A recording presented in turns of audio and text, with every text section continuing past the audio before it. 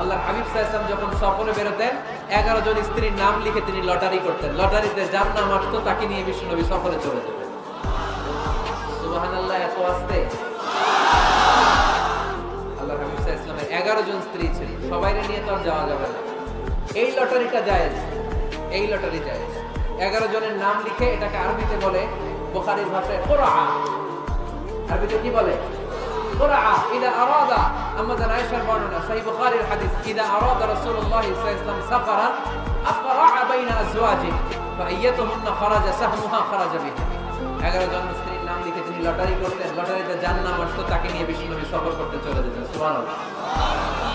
সফরের মধ্যে রাত্রিবেলায় বিশ্বনবী মরুভূমিতে তাঁবু টাঙাতেন। আম্মা জান আয়েশার সাথে বিনোদনমূলক কার্যক্রম করতেন, হাসি ঠাট্টা করতেন, দৌড়াদৌড়ি করতেন, খেলাধুলা করতেন। সুবহানাল্লাহ। দৌড়াদৌড়ি